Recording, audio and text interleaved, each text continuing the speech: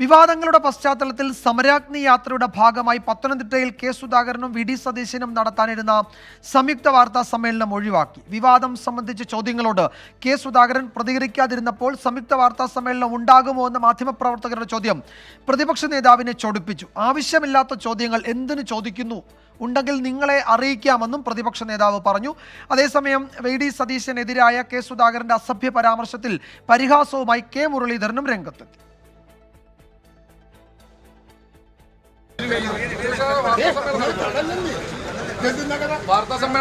നിങ്ങൾ എന്തിനാ ആവശ്യമില്ലാത്ത ചോദ്യം?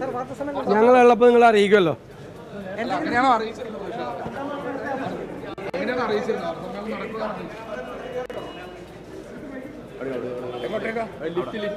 അതിൽ നിങ്ങൾ പറയുന്നത് പോലത്തെ ഒരു പ്രയോഗം വന്നതെങ്കിൽ അത് സാധാരണ ഒരു തമിഴ് ഭാഷയിൽ പറയുന്നൊരു വാചകമാണ്. പിന്നെ ആദ്യത്തെ വാചകം മാത്രമാണെങ്കിൽ മൈ ഡിയർ എന്നും വിശേഷിപ്പിക്കാം. ഫുൾ സെൻറ്റൻസാണ് പറഞ്ഞതെങ്കിൽ അതിന് തമിഴിൽ പറയുന്ന ഒരു ഭാഷയാണ്, അതല്ല അല്ലെങ്കിൽ ഇംഗ്ലീഷിൽ പറയുന്ന ഒരു ഭാഷയാണ്. അപ്പോൾ അതിനെ ആ രീതിയിൽ കണ്ടാൽ മതി. അതൊന്നും പാർട്ടിയിലെ ഒരു വഴക്കിൻ്റെ ഭാഗമല്ല. ശ്രീജിത്ത് ശ്രീകുമാരൻ പത്തനംതിട്ടയിൽ നിന്ന് വിശദാംശങ്ങൾ നൽകും. ശ്രീജിത്ത്, വാർത്താ സമ്മേളനം ഇന്ന് രാവിലെ തീരുമാനിച്ചിരുന്നു, ഒരു ഘട്ടത്തിൽ അത് ഒഴിവാക്കുന്നു. എന്താണ് അതിലെ ആശയക്കുഴപ്പം? വാർത്താ സമ്മേളനം നടത്താൻ ഇരുവരും ഒരുമിച്ചെത്തിയേക്കുമോ ഉച്ചതിരിഞ്ഞാണെങ്കിലും? ഈ ഒരു ഘട്ടത്തിൽ കാണുന്നില്ല വിജയകുമാർ. കാരണം ഇന്നലെ പത്തനംതിട്ട DCC പ്രസിഡന്റ് സതീഷ് കൊച്ചുപറമ്പിൽ അറിയിച്ചത് രാവിലെ 10 മണിക്ക് വാർത്താ സമ്മേളനം, അതിനുശേഷം 11 മണിയോടുകൂടി ജനകീയ ചർച്ചാ സദസ്സ് ആരംഭിക്കുമെന്നായിരുന്നു. അങ്ങനെയാണ് ഇന്ന് രാവിലെ 6:30 മണിയോടുകൂടി മറ്റൊരു അറിയിപ്പ് വരുന്നത്. വാർത്താ സമ്മേളനം ഉണ്ടാകാൻ സാധ്യതയില്ല.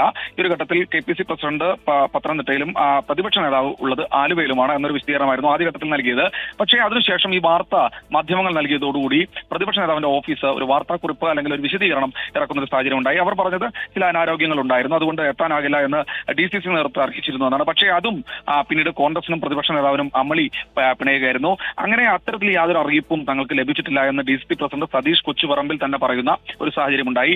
അതിനുശേഷമാണ് മാധ്യമപ്രവർത്തകർ കെ സുധാകരനോട് ഈ വിഷയത്തെ കുറിച്ച് ഒരു പ്രതികരണം ആരായാൻ ശ്രമിച്ചത്. പക്ഷേ അദ്ദേഹം ഒരു പ്രതികരണം നടത്താതെ ആ ഹോട്ടലിൽ നിന്ന്, താമസിക്കുന്ന ഹോട്ടലിൽ നിന്ന് മറ്റു പരിപാടി സ്ഥലത്തേക്ക് പോവുകയായിരുന്നു. അതിനുശേഷമാണ് ഇരുവരും ഒരുമിച്ച് ഈ പരിപാടിയുടെ ചർച്ചാവേദിയുടെ അടുത്തേക്ക് വരുന്നത്. ആ സമയത്താണ് മാധ്യമപ്രവർത്തകർ വീണ്ടും ഇദ്ദേഹത്തോട്, പ്രതിപക്ഷ നേതാവിനോട് വാർത്താ സമ്മേളനം ഉണ്ടാകുമോ, വിവാദങ്ങൾ തീരുമോ എന്ന ചോദ്യം വീണ്ടും ആവർത്തിച്ചത്. എന്തിനാണ് ആവശ്യമില്ലാത്ത കാര്യങ്ങൾ ചോദിക്കുന്നത് എന്ന ചൊടിപ്പിക്കുന്ന തരത്തിലുള്ള മറുപടിയായിരുന്നു അദ്ദേഹത്തിന്റെ ഭാഗത്തുനിന്ന് വന്നത്. എന്തെങ്കിലും ഉണ്ടെങ്കിൽ നിങ്ങളെ അറിയിക്കാം എന്നുകൂടി അദ്ദേഹം പറഞ്ഞു വെച്ചു. അതിനുശേഷം ഇരുവരും ഒരുമിച്ചാണ് ലിഫ്റ്റിലടക്കം കയറി മുകളിലെ ജനകീയ ചർച്ചാ സദസ്സിലേക്ക് എത്തിയിട്ടുള്ളത്. എന്തായാലും ഇപ്പോഴും ജനകീയ ചർച്ചാ സദസ്സ് തുടരുകയാണ്. അതിനുശേഷം മാധ്യമങ്ങളെ കാണുമോ ഇല്ലയോ എന്ന കാര്യത്തെക്കുറിച്ചൊരു വ്യക്തത ഇതുവരെ വന്നിട്ടില്ല. അതായത് പത്തനംതിട്ട DCC പ്രസിഡന്റിനോട് ചോദിക്കുമ്പോൾ പോലും അതേക്കുറിച്ച് ഇപ്പോൾ ഒന്നും പറയാനാകില്ല എന്നാണ് പറയുന്നത്. കാരണം അവർക്കും ഈ വിവാദത്തിൽ ആകെ എന്തു ചെയ്യണമെന്നറിയാതെ ധരിച്ചു നിൽക്കുന്ന ഒരു കാഴ്ചയാണ്. എന്തായാലും ഉച്ചയ്ക്ക് ശേഷം 4:30 മണിക്ക് കൊല്ലം ജില്ലയിലേക്ക് പ്രവേശിക്കുകയാണ്. കൊട്ടാരക്കരയാണ് ആദ്യ സ്വീകരണം സമരാഗ്നിയോട് നടക്കുക. എന്തായാലും ഇപ്പോഴും ജനകീയ ചർച്ചാ സദസ്സ് പുരോഗമിക്കുകയാണ്.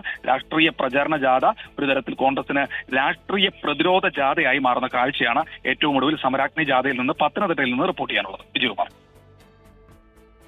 വിവരങ്ങൾ നൽകിയത്. സംയുക്ത വാർത്താ സമ്മേളനത്തിന്റെ കാര്യത്തിൽ സർവത്ര ആശയക്കുഴപ്പമാണ് ഇപ്പോഴും. ഇരു നേതാക്കളും ഒരുമിച്ച് വേദിയിലുണ്ടെങ്കിലും ഒരുമിച്ച് മാധ്യമങ്ങളെ കാണുമോ എന്നറിയില്ല. അങ്ങനെ ഒരു വാർത്താ സമ്മേളനം തീരുമാനിച്ചിരുന്നു. DCC അത് ഔദ്യോഗികമായി അറിയിക്കുകയും ചെയ്തിരുന്നു. പക്ഷേ പിന്നീട് അതിൽ നിന്ന് പിന്മാറി എന്ന വിവരവും DCC തന്നെ മാധ്യമപ്രവർത്തകരെ അറിയിച്ചു.